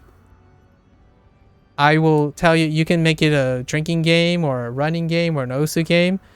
Tell me how, if any of those videos at least once say, well, you know, it's $200. So what do you expect coming from a $200 product? Or it's $1,500. So yeah, you got to expect like a certain amount of standards, right? That's how we work, in my opinion. That's how humans work. It's value is emotional as well. It's not just literal. So it's nice to be able to encourage people like, hey, don't forget, when you invest even more, don't forget that your emotions are worth something. Like, being able to understand how much value your emotion is, in my opinion, can make it feel, make a lot of things feel okay. Like, figuratively and literally feel okay. So when you get stabbed in the back, you got to remind yourself you invested a lot of emotional value into the product. And that product changed. It became the embodiment of your emotional value and your non-emotional value. With all that said, games are not an emotional value to me. Not usually. So I am constantly in that hunt for a game that can steal my emotional value. Like, if you ever, one day, maybe in the next 5 years, I don't know how long I'm going to be sharing these experiences, but If you see me flip out on a game, like just get really mad or get really excited, I'm investing emotional value, but I'm still looking for that game. That I'm not just... It's a game. It's an academic, intellectual thing that I use as a B-roll or to analyze trends. If you hear me say that, I'm not emotionally invested in the game. Not yet. For those people that I watch all the time, they're so emotionally invested. And for me, I'm still looking. I'm still looking for that. Personally, I love when people just get hyped and get disappointed. Yeah, even when they get disappointed, because it just means they invested so much of their emotions. To normalize yourself, though, you have to realize that's what you're doing, right? If you don't realize that, you can constantly repeat it, and then repeat it, and then repeat it. Maybe one day you'll become resonant, but yeah. I'm not saying you can always argue. You can do the here's a common rebuttal to what I'm suggesting. That happens. Someone could say, I work hard. I work hard to make money, and I get to spend that money on frivolous decisions, and some of it are hits, some of it are miss, but it's my right, and that's the most pleasurable thing about making money. That person has found and reconciled their behavior with their reward. That person is a really safe, balanced person. The people I'm talking about, which still is in the vast minority, hopefully, I think, is still in the minority, are those people, when they buy a game, when they pre-order a game, or when they buy a game at launch, they're set to be disappointed. And I don't think there's... And you might be thinking, nah, like, they try to see it, and yeah, most people do try to rationalize it. But I'm specifically talking about the ones that get the most viral clicks, because those people are the sensational. They get more impressions, but they're not representative. Just like what I'm saying now, it's not representative of most people. I just happen to hyper focus on people who aren't representative because I can empathize with that. Does that make me unhinged for pre-ordering Endwalker and not renewing myself? You had other emotional investments, Coffers. Right? You invested in your friends. How much are your friends worth? Emotionally. Don't give me a dollar amount. Emotions mean like a lot, right? On a scale of 0 to 10, how much are your friends emotionally worth? That's what I mean. And you know what? It hurts even more. Right? Like, would you here's a thought. This is like an ultimatum, double barrel hypothetical. It's not meant to feel good, so take it with a grain of salt. Would you rather feel like you lost $50 or felt like your friend flaked on you? Which one do you think is worth more? The $50 or the friend flaking on you?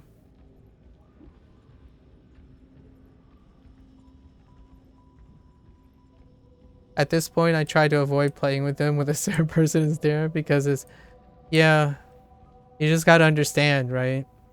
In fact, I think it's a great investment. If you taken that part, in my opinion, if you compartmentalize that, right? The emotional investment did not pay off. However, the game you paid was great. But it's not going to stop anyone from saying the game is terrible because your friends flaked on you, and because the game requires friends, the game is terrible. This is the logic. This is the nocebo effect. This is the transcribable cynicism. Do I think Neverwinter is a bad game? Well, I'm going to tell you now. 6 out of 10 discussions in Neverwinter is about how the game is dead and therefore it's a bad game.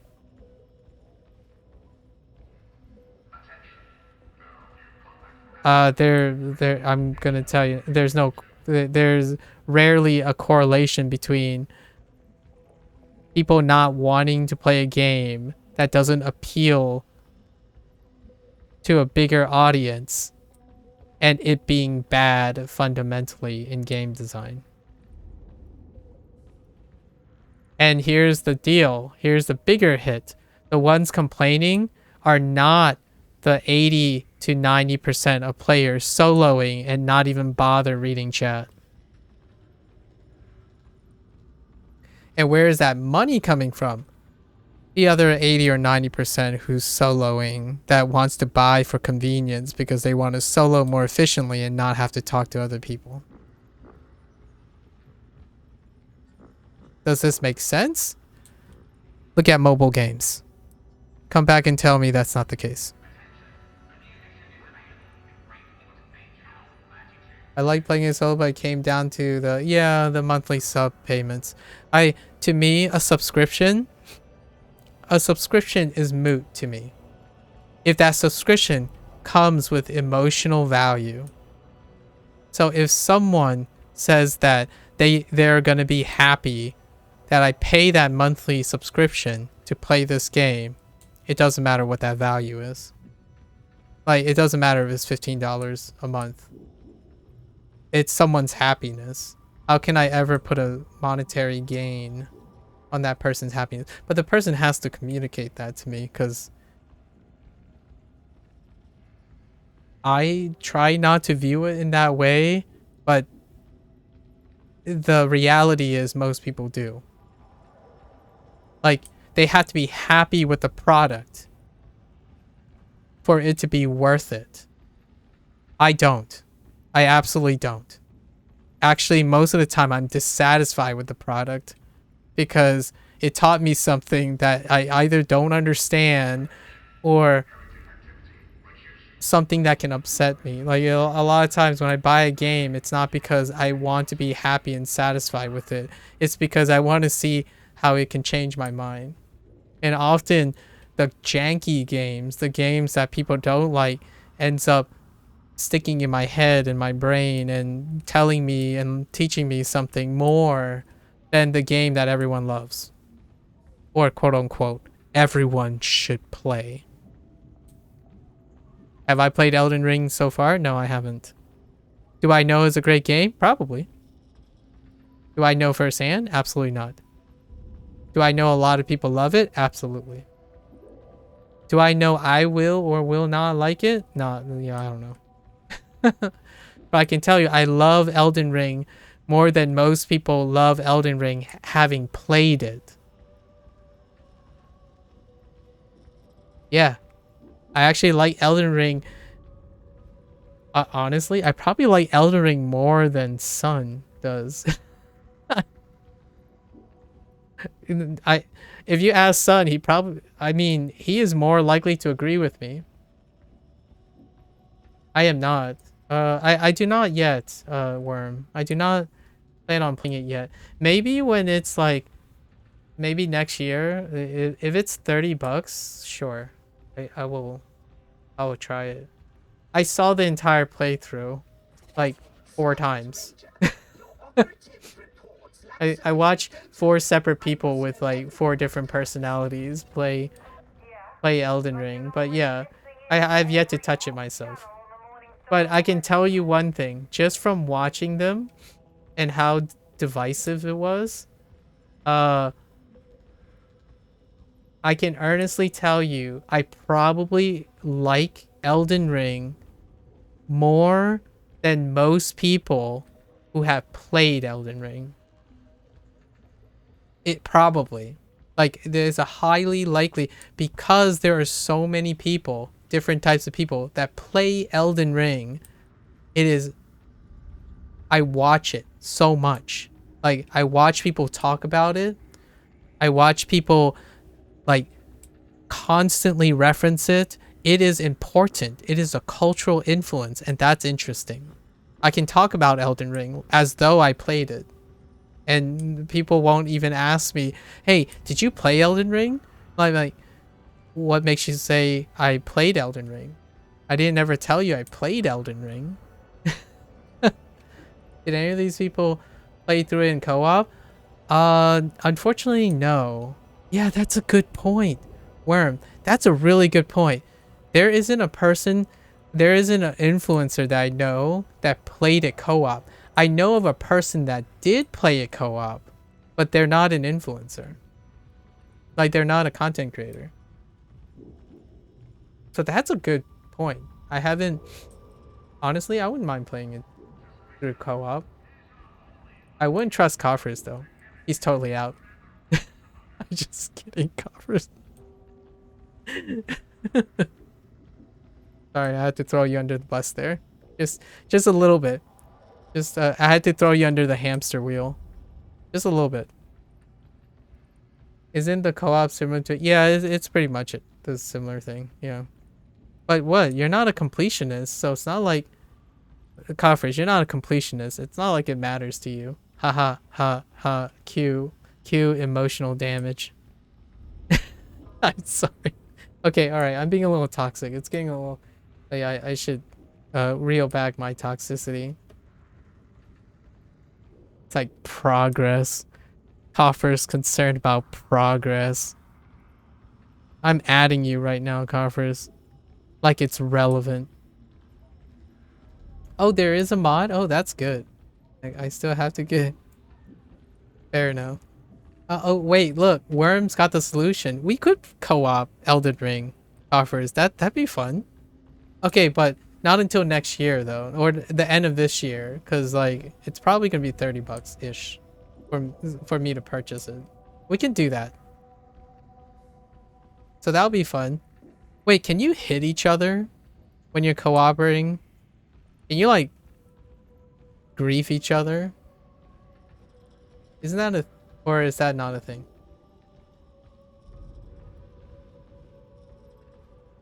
I'm asking for a friend. I don't know a lot about cooperative play, but I'm asking for a friend. Can you grief each other? I don't think so. Maybe that's not... Okay. Fair enough. That's fine. I'm okay with that. Not by default. Okay. That's good. Because, so help me. If Coffers knocked me over and caused me to die, I will totally knock him over and over again. Just to remind him how... Just to be like him, you know? Participate. So you can't, like, accidentally swing and hit each other or something, right? You can't just, like, shove one person off a cliff. If I did it, it might be... Listen, Coffers. It's about making an example out of you. Yeah. Sun totally just puts you there all the time. Nah, I wouldn't play like that, but still. Entertainment. Content offers. Your emotional damage for content. How much is your emotional damage worth? Okay, I'm like being pedantic now. But you know, how much are the emotional scars worth? Okay, I do have to go though. It's been a good rant for today. I still need to finish a few things. But yeah, we'll do one. We'll do one by the end of the year though. It's probably like maybe summer. Let's look to summer sale. There isn't friendly fire, but your character do collide and you can move. Oh, okay. So basically, Coffers can body block me. I kid you not.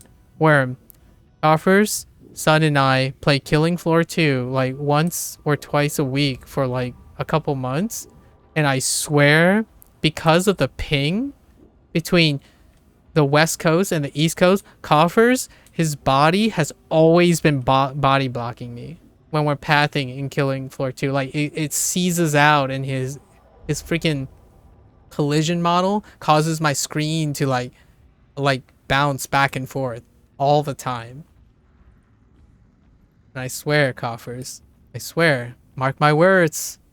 If your body teleports in my way and I get slapped by a boss, there's gonna be some retribution. All right, all right. We'll keep this on the burner. Summer sale. We'll wait for June and July and see what happens, right? Summer sale. Maybe by then we'll hear about Armor Core as well. I am likely to play Armor Core, probably. Well, we'll see. I need more details. I'm excited for a new IP or a returning IP. All right. With that, how far are we from each other? Almost as far as possible across the United States. I am on the East Coast, and he is on the West Coast. And we are diagonally different. So we are nearly 45 degrees.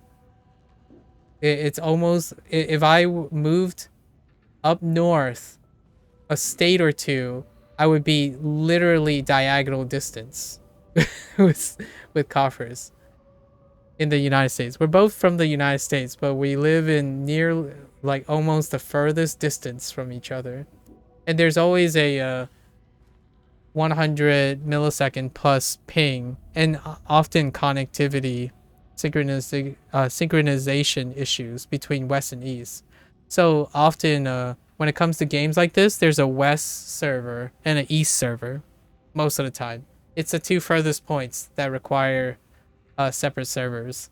So whenever we play a cooperative game, it can get a little dicey. Like, really dicey. It's dicey enough that you can't use like Parsec and like other forms of ways to play like couch games and local co-op stuff. All that is no-go. It's just unplayable. We tried once. We legitimately tried to use like the cooperative mode to do like peer-to-peer. It was like unplayable. Oh, it is peer-to-peer? Oh no. Wait, they don't host that stuff? Yo, okay, we're gonna have to look it up. Yeah, like, if it's peer-to-peer, that's gonna be rough. That's gonna be so rough, because our block windows are gonna be, our like roll windows are gonna be really, really bad. Yeah, it's around 150 to 200 between the West and the East Coast, usually. That mod in particular is only peer-to-peer. Oh, I see. Well, we'll entertain the idea. It's much later, so there's still like 4 or 5 months before July. So let's hold off on that. We'll do some game nights for that, maybe. I was gonna say Coffers and I play It Takes Two. I don't know, Worm, if you're familiar with that game, but It Takes Two is a cooperative puzzler game that won Game of the Year 2021. It's one of the few quote-unquote indie games that was forked by a big publisher, and it took a surprise upset, because we were going to do that. I forgot to buy it though, so we have to wait. Still. Anyways, all right, more conversations another time. All right, stay safe, guys. Stay healthy. Good luck. Stay open-minded. Try to make yourself happy, you know, find as much copium as you can have in moderation. Copium in moderation. And I'll probably be back tomorrow. Yeah, take care. Rest. And I'll catch you guys on the next one. Bye-bye.